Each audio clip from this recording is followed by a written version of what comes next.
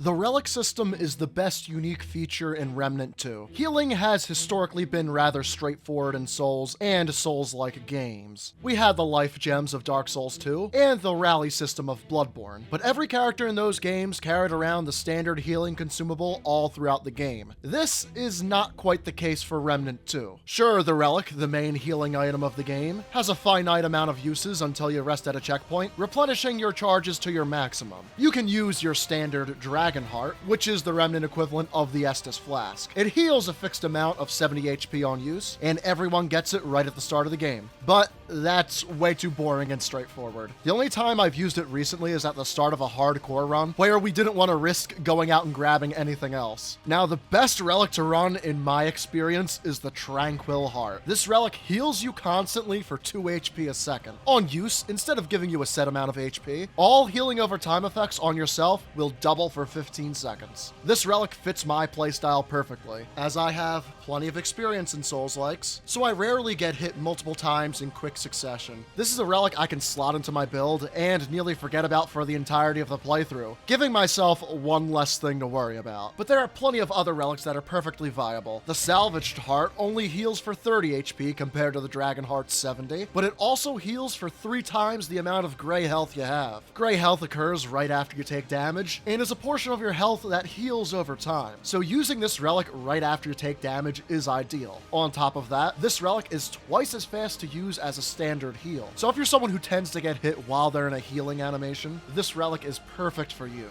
Quick update addendum. The relic use speed bonus for the Salvaged Heart has been reduced from 50% to 25%, and that 50% bonus has gone to the Lifeless Heart, which has double relic charges, but no healing effects. The Salvaged Heart was pretty good even without a speed bonus, so I'm perfectly fine with this rebalance. However, things only get weirder from here. The Tormented Heart doesn't heal in the traditional sense at all. On use, it creates an explosion around you with 25% lifesteal. I've never used it myself, but according to YouTube, you can beat almost the entire game using this exclusively. Then, Addendum 2, the new update increased the use speed from 20% to 25%. They also decreased the lifesteal down to 20%, but now it will properly scale with other lifesteal modifiers, increasing the overall lifesteal potential. Then there's relics that are even stranger, like the Paper Heart, which heals you to full in a quarter of a second on use. But it also gives you a stack of a unique debuff for every 10 HP healed. After 15 seconds, it removes 10 HP per debuff. The only way to get rid of this debuff is to get kills, where 1 kill removes 1 stack of the debuff.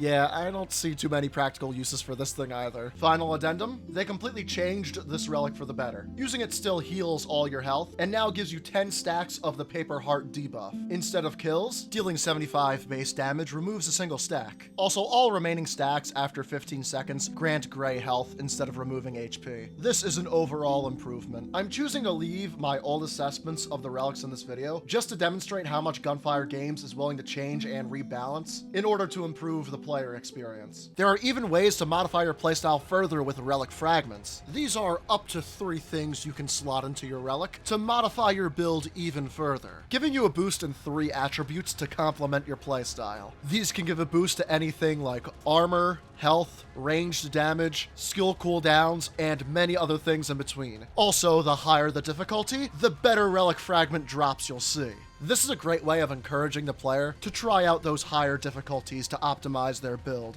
With all these interesting options, it's clear that Remnant 2 does healing better than anything else in its genre. While it's certainly the best, there are other recent games that do healing much better than the norm. For example, in Elden Ring, there are plenty of Ashes of War that can heal you on use, and many spells and items that can heal you slowly over time. Lies of P has a rally system similar to Bloodborne, and the ability to recover a heal charge if you're all out and are hitting the enemy. I'm glad what was traditionally a very straightforward and kind of boring mechanic now has some depth to it, with hopefully more to come in the future. Healing is a mechanic we all deal with constantly in these games, and improving it will in turn improve the entire gameplay experience. So, what exactly is the purpose of this video? To get you to play Remnant 2. That's the purpose. Be sure to drop a like and subscription for more Remnant and Elden Ring content in the future.